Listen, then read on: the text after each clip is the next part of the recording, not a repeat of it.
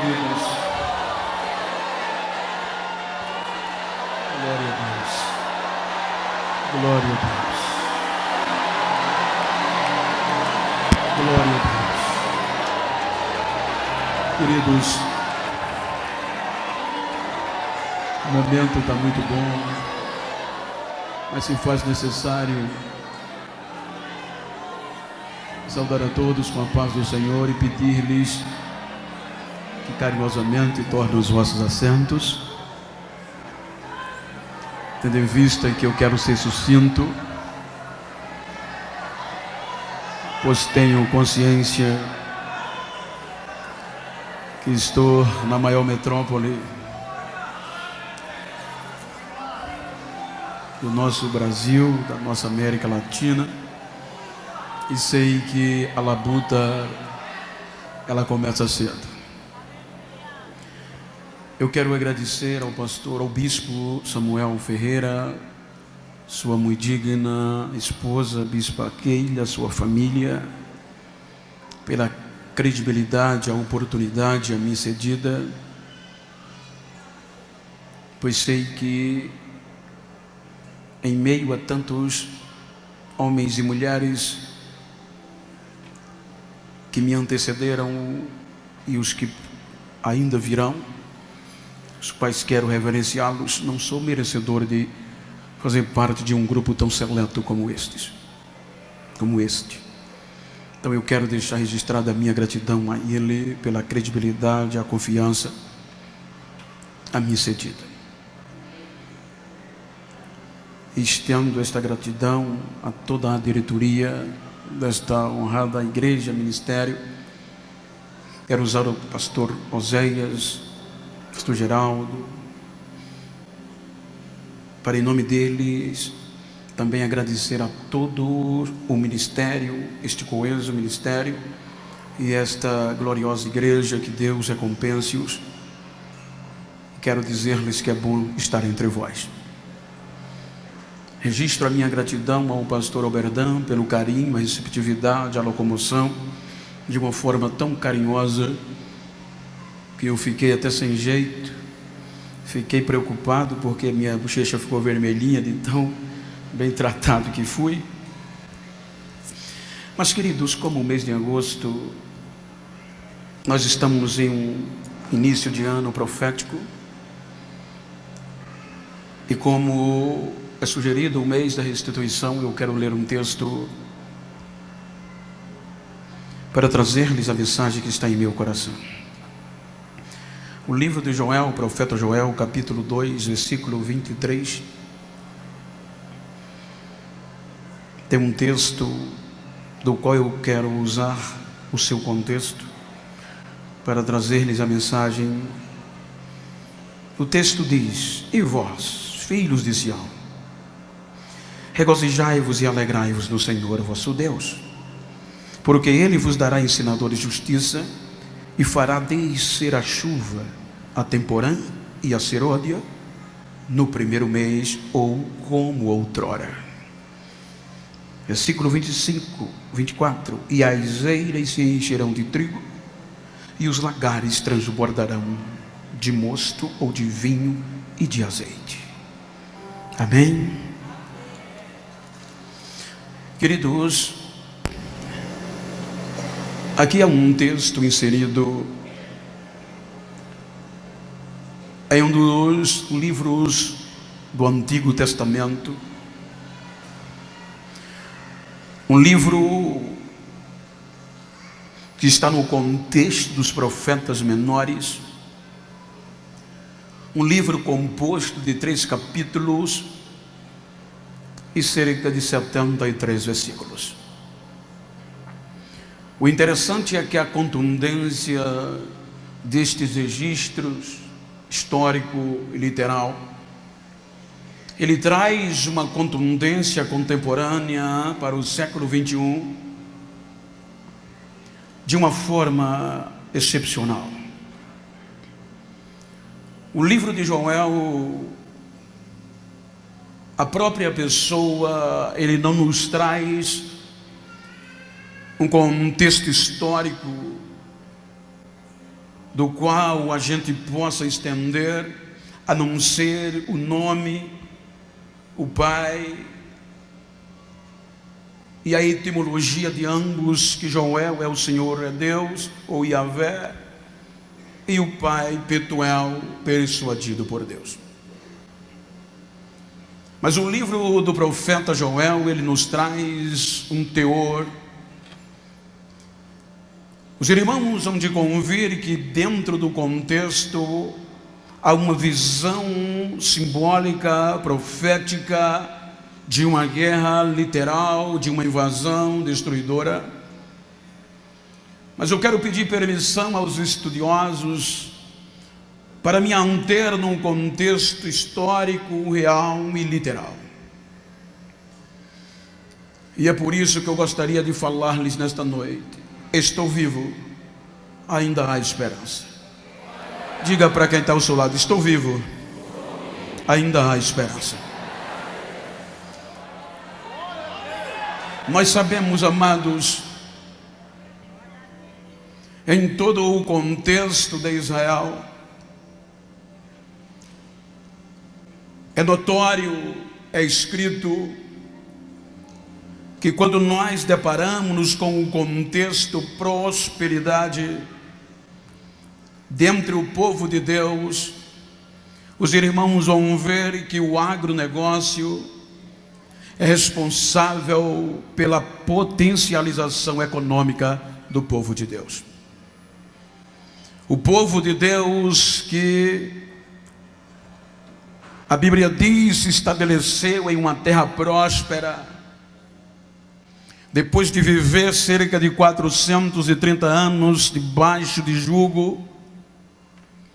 Agora o povo na terra prometida vai desfrutar do melhor da terra e, sobretudo, o agronegócio.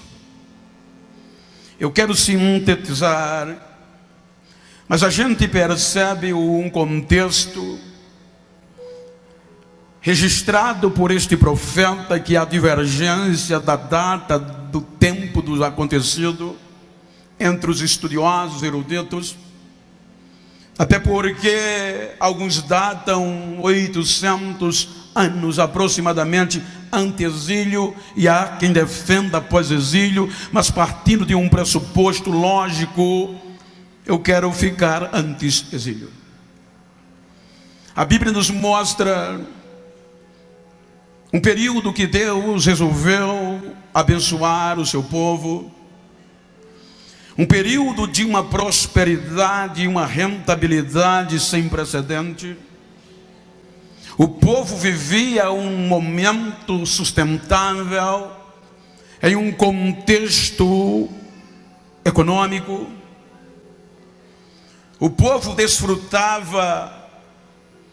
A Bíblia mostra que o povo semeava, pastor Rubem, Fabiana, o povo semeava a semente, e Deus fazia a sua parte, enviando as primeiras e as últimas chuvas. Toda a minha vida profissional, cerca de 40 anos, vivi da área rurícola, criei meus filhos, até chegar à aposentadoria. E para nós que dependemos da agricultura, que era o caso direto do povo de Deus, existe um período sazonal, um período se semeia entre safra, e um período se colhe como safra. É bem verdade que há diferença de localização por causa do clima, mas partindo de um princípio lógico do texto histórico, o povo começava a semear em outono, no mês de outubro, e era quando o povo semeava que Deus enviava as primeiras chuvas. As primeiras chuvas que caem para quem depende da colheita, ela vem em uma quantidade torrencial, a ponto de causar lamaçal, porque a sua função é amolecer, é umedecer o solo que foi causticado no período da safra por conta do sol. Então essa chuva vem justamente para umedecer o solo e dar poder de germinação para a semente semeada. Então isso era notório, isso era praxe. Quando chegava perto da primavera, ou primavera, meio de março, salvo engano, então o fruto crescia e Deus maravilhosamente vinha com a chuva serôdia, que tinha a responsabilidade de não causar lamaçal, de não ser tão torrencial, mas era uma chuva que amadurecia o fruto para vir a colheita. Então o povo vivia neste patamar econômico e agrícola, a ponto que cada ano era surpreendente. A semente que era semeada em 2017, por exemplo, a expectativa do semeio de 2017, quando 2018 chegava, exemplificando, superava o real, superava a previsão. As bênçãos eram cada ano maiores do que o ano anterior, a ponto que o povo tinha que estabelecer novos armazéns, o povo tinha que estabelecer novos celeiros, o povo tinha que aumentar os lagares, porque os construídos no ano passado não eram capazes de suportar a grandiosa colheita que estava por vir. E o povo ia crescendo, e o povo ia ganhando, o povo ia prosperando, a ponto que o povo chegou a um patamar que esqueceu do principal. Pois havia 3 produtos na agricultura que eram essenciais, eram os principais produtos na agricultura: era o cereal, era o azeite e era o vinho. Estes 3 produtos não era só questão comestível, mas esses 3 produtos faziam parte do culto diário. Se você ler Êxodo capítulo 29, a partir do versículo 38, você vai ver quando Deus instituiu que todo dia, chovesse ou fizesse sol, tinha que ter culto pela manhã e pela tarde. Ele disse: para o culto da manhã, você pega 2 cordeiros, ou melhor, para esse holocausto contínuo, você toma 2 cordeiros. Pela manhã sacrifica um, com parte de cereal, que era produtos oriundos do trigo, da cevada, do grão, e você mistura com parte de azeite, e faz o culto pela manhã. No final da tarde, volta a cultuar.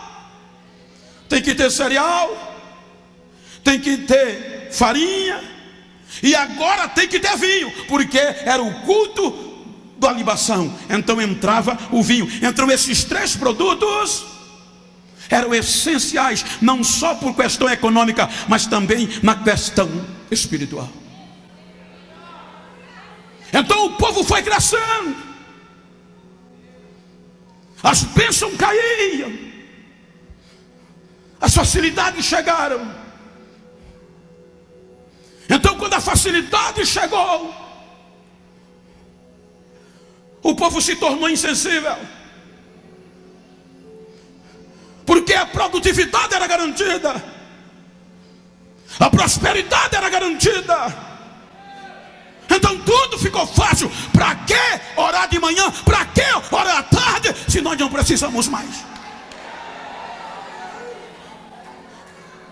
O povo creditou a potência econômica aos equipamentos agrícolas, os insumos, e o povo esqueceu que ele semeava, mas era Deus que fazia crescer, era Deus que amadurecia. E o povo acreditou que eram os insumos, os fertilizantes, e começou a viver período de facilidade. E o período de facilidade, o povo começou a cultuar como queria. O povo começou a se embriagar pela produtividade. O povo se tornou insensível, porque precisa mais orar não, precisa jejuar mais não, precisa gemer mais não, o negócio está bom demais.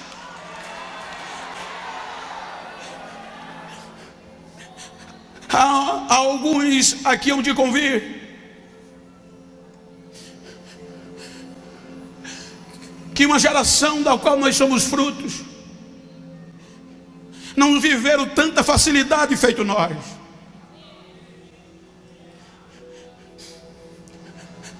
Não tinha que apertar em botão, gente. Não tinham página para acessar. Nada contra o poder gracioso da pós-modernidade, muito pelo contrário.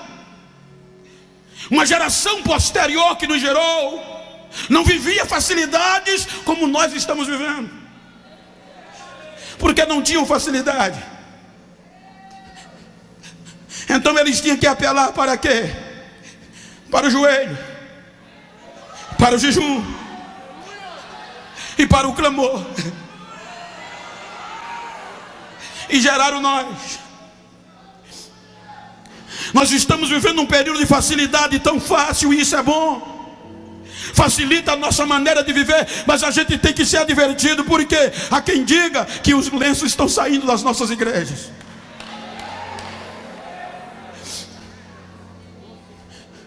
Então o povo se tornou insensível. E quando o povo se tornou insensível, todas as classes. Então Deus disse: agora eu vou mandar quem é que manda aqui, vou mostrar quem é que manda.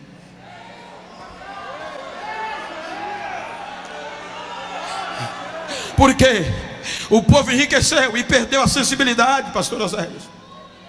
O povo estava vivendo fácil demais, então perdeu o sentimento de sensibilidade espiritual e começou o povo a viver e cultuar do jeito que queria. Não tinha mais trigo, não ofertava como antes. Aí, em rápidas palavras, simbolicamente, aí Deus envia uma praga da qual eu não quero ter detalhe, que o tempo não me permite. E de uma forma literal, esta praga de um dia para o outro devasta tudo. Esta praga é tão considerada como exército de Deus, que eu estava lendo um artigo que por volta, salvo engano, 1845, salvo engano, houve uma praga dessa no Líbano, e o escritor, uma testemunha ocular, deixou registrado que ele diz: amanheci o dia com lavouras verdejantes debaixo dos meus olhos, e de repente, como mágica, tudo aquilo desapareceu. Então, de um dia para a noite, a Bíblia diz que Deus envia o cortador, e aquela lavoura produtiva amanhece o dia só com os caules, conjecturando, os caules de pé e as folhas no chão. Mas o povo estava tão insensível que olharam para os caules de pé e disseram: ainda tem jeito, vamos investir no insumo e vamos tratar. Ainda tem caule. Não perceberam que era Deus. Aí Deus manda o migrador. No outro dia, simbolizando, no outro dia o migrador pega todas as folhagens e some com elas. Só fica a terra seca e o caule. O povo gritou: ainda tem caule, ainda tem raiz, ainda tem esperança. Aí Deus manda o destruidor, quando de repente nem o caule existia mais. Aí eles disseram: mas ainda tem raiz aqui embaixo. Ainda tem esperança. Aí compraram novos equipamentos, novos insumos e começaram. Aí Deus diz: agora eu vou mandar o destruidor. Quando pensa que não, até a raiz desapareceu. O devorador levou tudo que tinha por baixo da terra.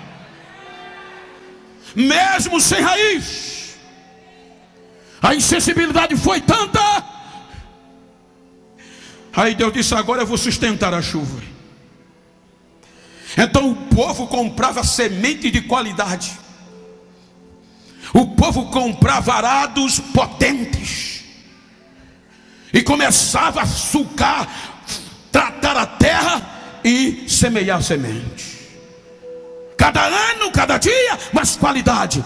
Mas a chuva primeira não vinha. Aí a semente morria debaixo da terra seca.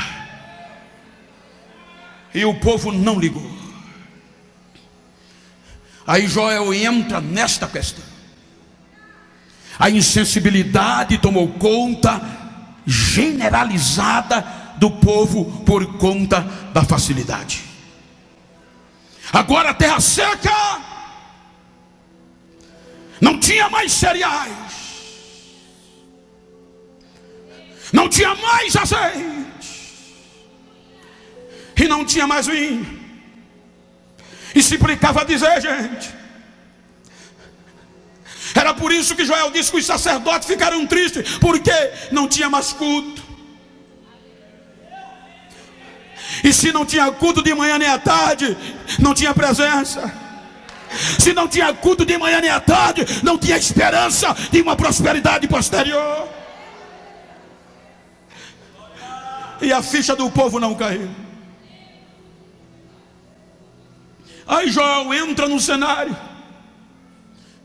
E veja, me permita, pastor, e conjecturar. Ele não deixa escapar nenhuma classe. Joel vem com uma mensagem de advertência em primeiro lugar.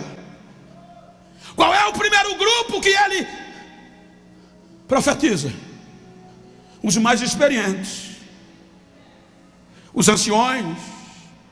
Por exemplo, me ajuda aqui, pastor, fique de pé. Joel chama os experientes e diz: anciões, me digam uma coisa. Aconteceu essas coisas nos dias de vocês? Aconteceu coisa semelhante nos dias dos vossos pais? Eu quero que vocês façam uma narrativa. E vocês digam para os filhos de vocês, e os filhos de vocês para os filhos dele, e os filhos dele para as outras gerações, o que Deus fez, o que Deus fez.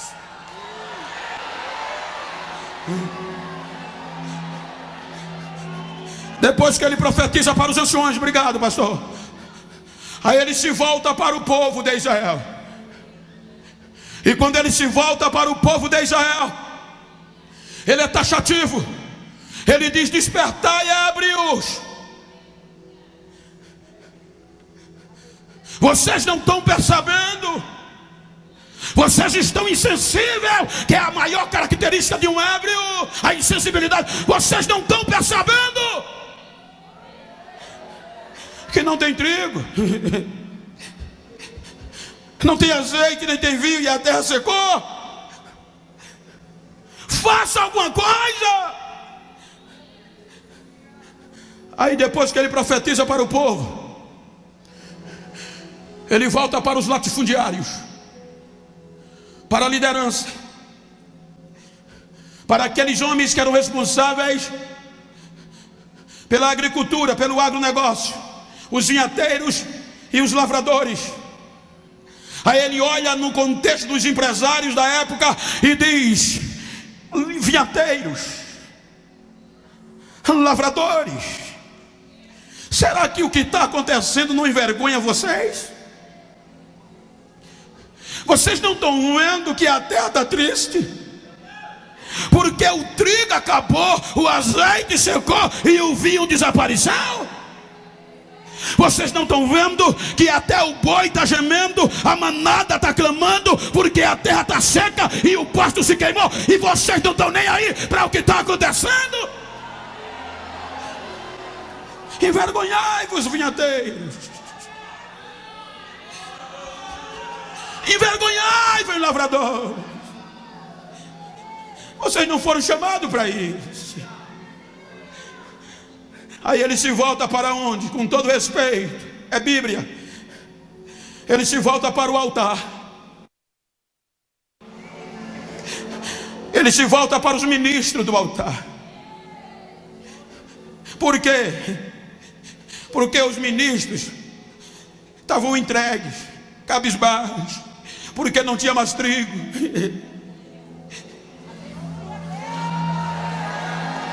Porque não tinha mais ofertas, não tinha mais azeite, e não tinha mais o vinho para fazer culto pela manhã e à tarde. E como sobreviver? Aí ele volta para o ministro do altar e diz: ministros do meu Deus, passai a noite vestida em pano de saco.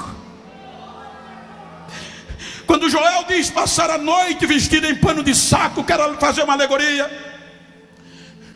Eu não sei que alguém aqui viveu tão pobre como eu na adolescência. Os meus pais, éramos 12 irmãos, e na maioria dos dias, como eles viviam da agricultura, empregados da área rurícola, eles não podiam comprar roupa para nós, irmãos, para mim e meus irmãos. Então eles arrumavam saco de estopa. O saco de estopa era um saco bruto. Só que a minha mãe cortava um buraco em cima para passar na cabeça e 2 laterais para pôr o braço. E a gente passava o dia vestido nele, mas à noite não dava. Por quê? Porque ele coçava demais. Ele furava, não deixava a gente dormir. Então Joel pega e diz: passai a noite, sacerdotes, ministros, vestidos em pano de saco, porque talvez ainda há esperança. Ele estava dizendo: é hora de passar a noite acordado, é hora de esquecer a programação televisiva, é hora de esquecer o churrasco, mas é hora de botar a cara no pó e passar a noite até pela manhã, gemendo, para ver se ainda há esperança.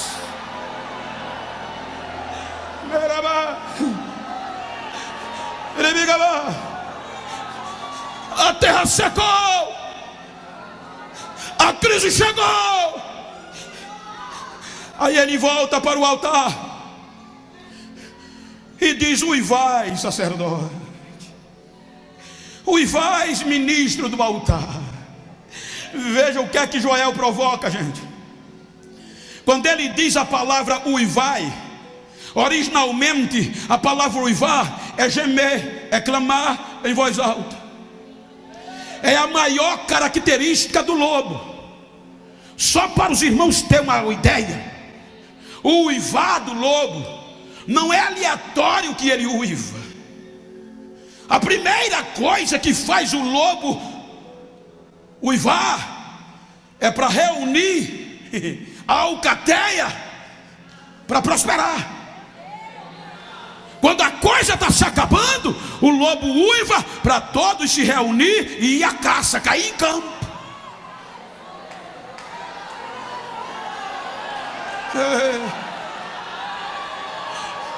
A crise está chegando, não vamos aguentar, vamos uivar para eles vir, vamos cair no campo, vamos semear, vamos atrás de caça.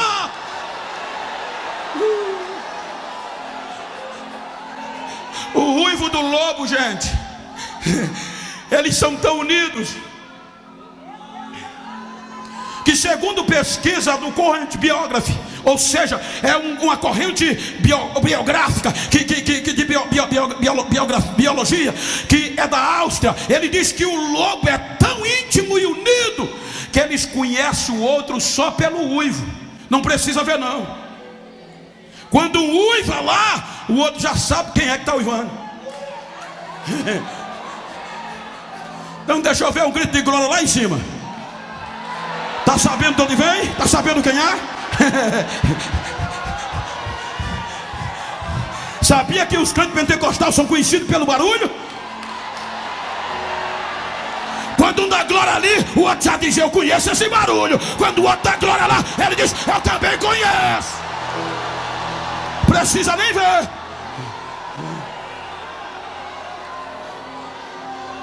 E a terceira característica do lobo, gente, o uivo tem muita coisa. O uivo fala do gemer, do clamar, do gritar. Quando o lobo chefe, veja que ele fala para os líderes: uivai. Ele não fala para o povo essa frase. Por quê, gente? Porque o grito de unidade, o uivo do lobo, em terceiro lugar, é para afugentar o perigo. A Bíblia fala do lobo da tarde. Em Abacuque é mais valente, é a classe mais valente. Quem são os lobos da tarde? Os líderes. Por que eles estão aqui? Porque quando eles percebem que a sua alcateia está correndo risco e os inimigos querem entrar, os predadores, então os lobos líderes valentes não vão lutar com as unhas nem contra os dentes com o inimigo. O que é que ele faz? No cair do sol, no crepúsculo da tarde, ele sobe para a mais alta montanha, para o monte.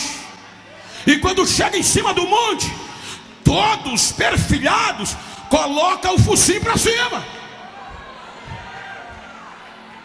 coloca o joelho no chão e o focinho para cima, pode olhar. E um som tremendo, uniformemente eles começam a gritar: au!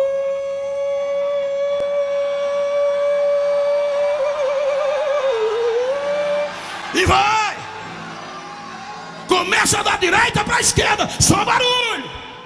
Aí o vento se encarrega, como é tarde, está mais calmo, o vento vai levando o barulho. Só que quando aquele barulho vai passando, os inimigos ouvem.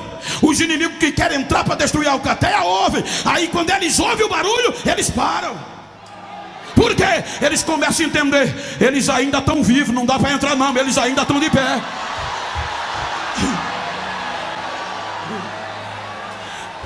A nossa igreja pentecostal, ela não é conhecida assim simplesmente pela mídia, ela não é conhecida pelo status de igreja, mas o que identificou foi o barulho de glória, de aleluia. Era barulho de glória, de aleluia, que sacudia lá fora.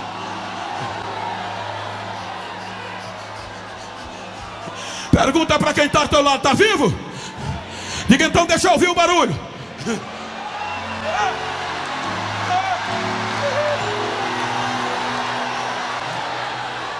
Está vivo? Se está vivo, tem esperança. Está vivo? Não podemos entrar enquanto tiver crente pentecostal de pé, gente. Enquanto a Assembleia de Deus tiver glória, tiver aleluia, ninguém pode destruir, porque é isso que identifica ela. Deixa eu ouvir o barulho, deixa eu ouvir o barulho, deixa eu ouvir o barulho de quem está vivo, deixa eu ouvir.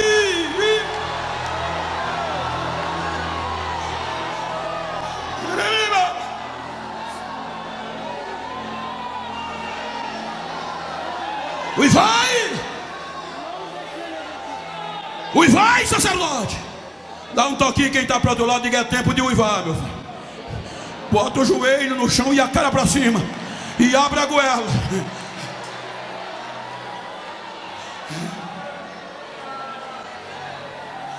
A coisa está fácil demais.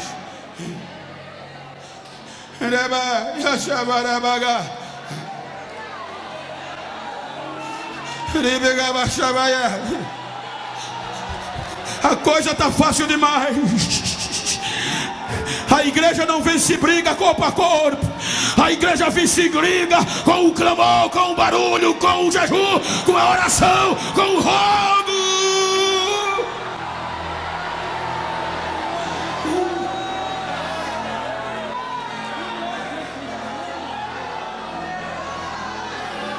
Joel diz: sacerdotes do Senhor, pegue o zofar,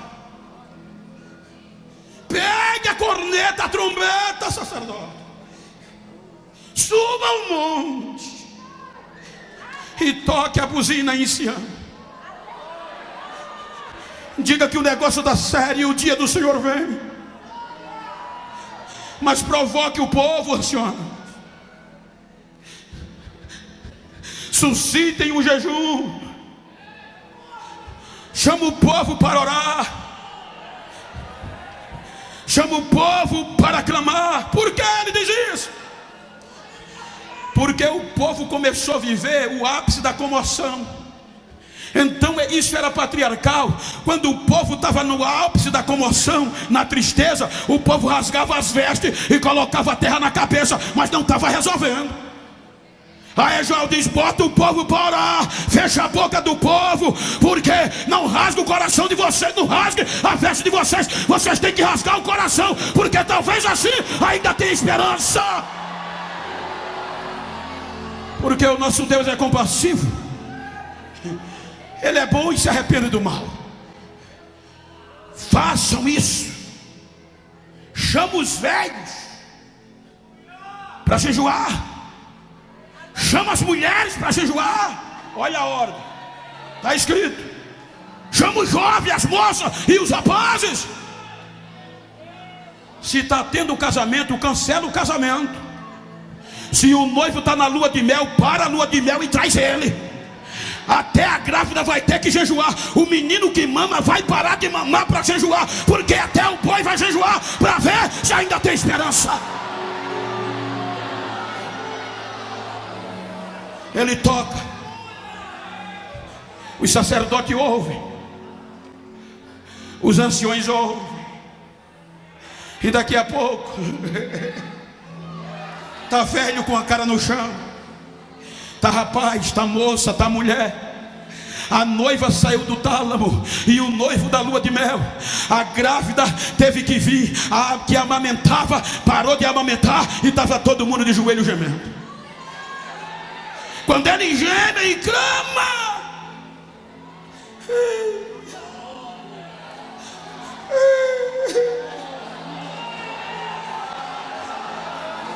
aí Deus não resiste. Você pode ver que a partir daqui a mensagem mudou. Quando Deus ouve o gemido, quando o povo jejuma, quando o povo geme, aí Deus vem a Joel e diz: Joel, eu tenho uma mensagem para o meu povo. Qual é, Senhor? Regozijai-vos, ó filho de Sião, alegrai-vos, porque eu vou trazer a chuva de volta, a temporã e a serôdia. Eu vou trazer de volta. Eu vou restituir todos os anos que o gafanhoto comeu. Eu vou restituir de novo.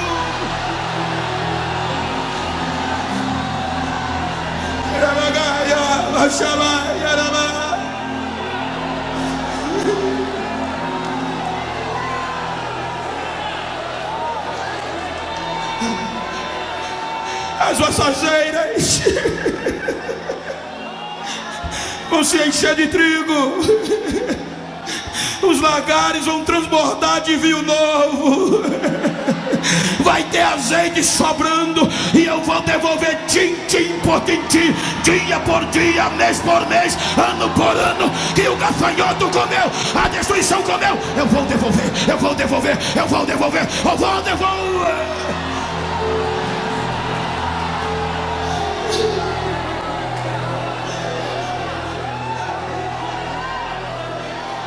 Veja a promessa de Deus. É aqui que ele diz: eu vou devolver a temporã e a serôdia. Gente, isso aqui é demais. Olha o que é que Deus faz. Está pensando que é só assim? Eu vou para um culto e pegar e pronto? É não. Se fosse era bom demais. A chuva temporã era uma chuva fora de tempo.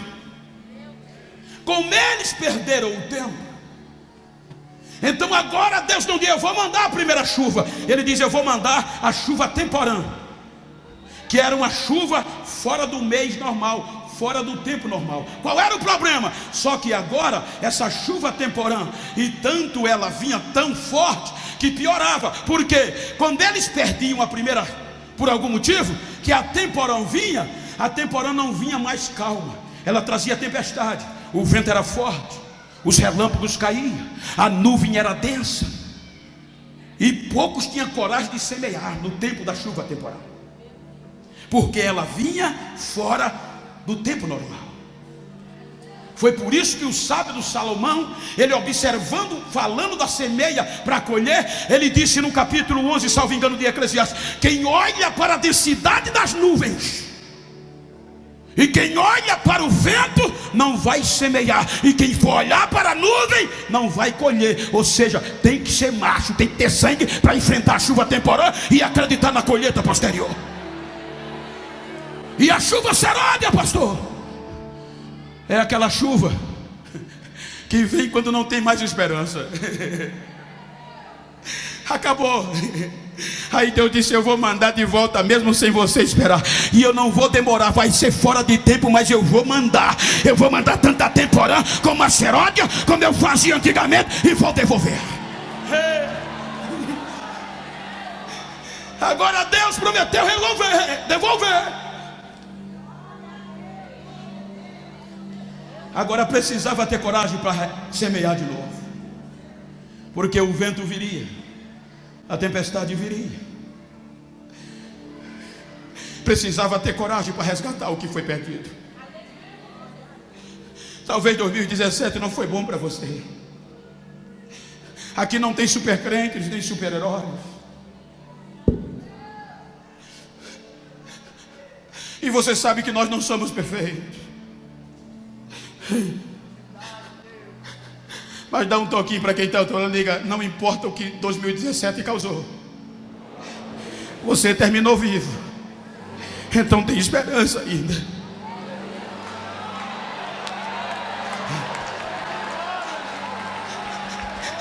Vamos semear, vamos resgatar. Joel, diga ao povo que se fortaleça, Joel, para resgatar, para semear, que eu vou devolver. Mas, Senhor, os celeiros estão desolados. Com que a gente vai resgatar? Não tem ferro, não tem aço. Então diga que façam lança das vossas podadeiras, das vossas foices, e façam espada das vossas enxadas ou rédeas de arados. Mas os arados enferrujaram e as podadeiras apodreceram. Não importa, está podre, está enferrujado, está, mas ainda tem alguma coisa? Tem. Então deixa o resto comigo. Eu só quero que eles entrem na guerra, não chame covarde, chame valente. E eu quero que mesmo com o que apodreceu, mesmo com o enferrujado, ele entre com o peito para frente, gritando fraco: eu sou forte, eu não vou me render, eu sou forte, eu vou enfrentar a tempestade.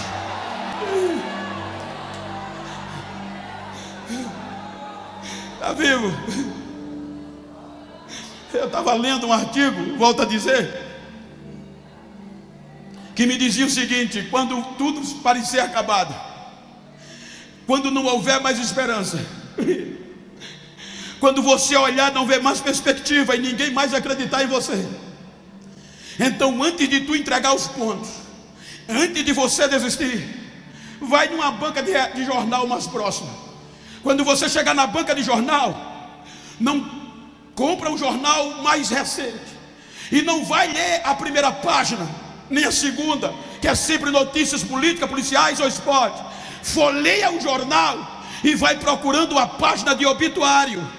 Quando você chegar na página de obituário, no cabeçalho tem uma cruz e um cabeçalho com letras garrafais: nota de falecimento. Abaixo tem uma lista e você começa a ler: ontem morreu fulano de tal, ontem morreu cicrano, sepultar tal dia, ontem morreu beltrano, ontem morreu fulano, ontem morreu cicrano, ontem morreu, valendo, ontem morreu. Chegar no final da lista, o seu nome não tiver, Você está vivo.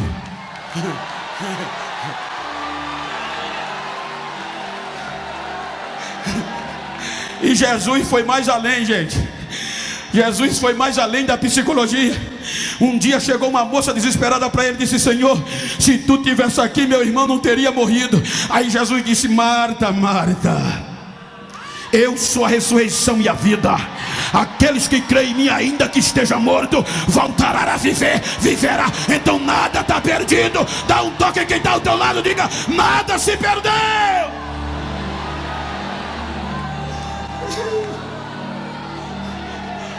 Vamos resgatar agora. Está pronto para resgatar o que perdeu, o cafanhoto, o que pensaram que tinha roubado de você? Posso contar com corajosos aqui. Quem quer que Deus vai devolver? Quem crê que 2018 vai ser o ano da restituição? Então fica de pé.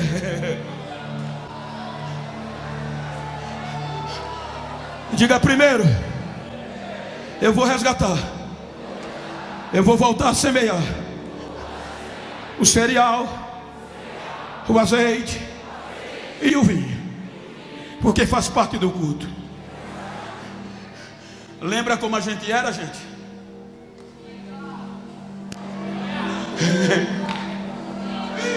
Lembra como eram os nossos cultos? Precisava muita coisa não era? Jesus começava a batizar com o Espírito Santo quando o hino da harpa estava sendo cantado. Não dependia de ninguém de renome, não. A gente já saía de casa pegando fogo e as lágrimas caindo. Veja que Joel está a maior promessa depois desse quebrantamento. Aí Deus disse: Joel, diga ao povo que depois disso eu derramarei do meu espírito sobre toda a carne. Os vossos filhos e as vossas filhas profetizarão. Os vossos velhos sonharão. E os vossos jovens terão visão. Lembra no tempo que as nossas crianças e adolescentes profetizavam nas nossas igrejas?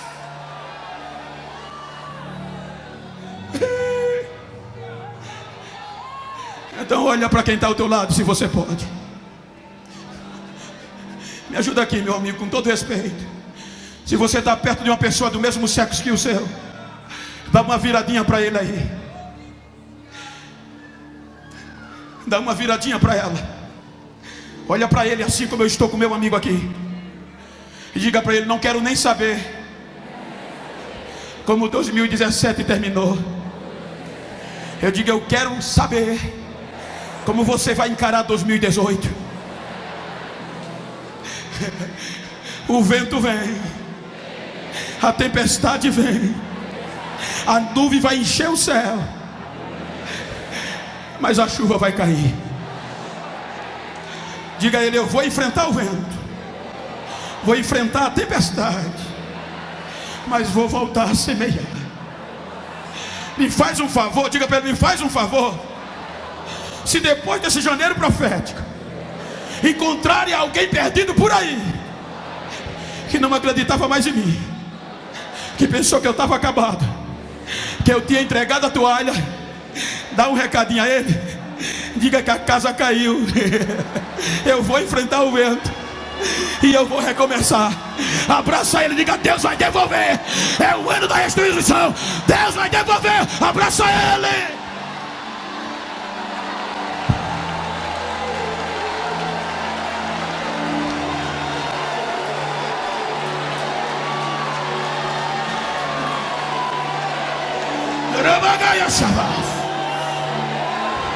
O meu corpo está fervendo de unção aqui nesta noite.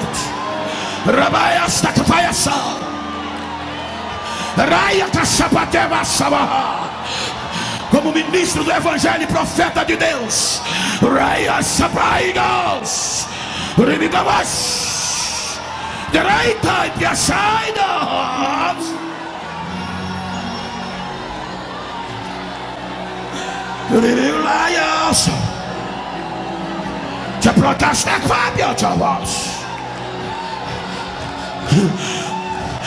assim diz o Senhor: Coisas grandes estão acontecendo. Eu estou sondando de dentro para fora. E eu estou dando um abraço em vidas aqui nesta noite. Eu estou abrindo as portas que estavam fechadas. Os caminhos trancados, eu estou abrindo veredas e largas. E eu estou renovando o que estavam frios e levantando os caídos. Porque a minha glória e a minha promessa eu derramo no meio de vós. Agora, agora, agora.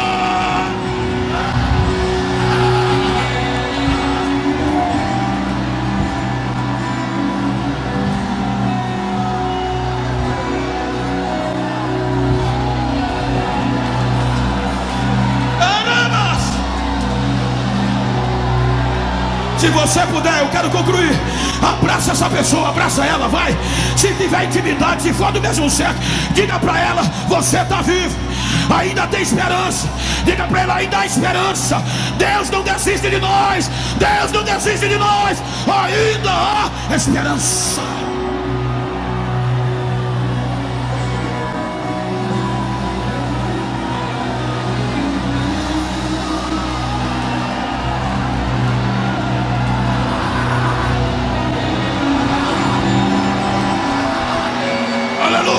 Adora, adora, adora.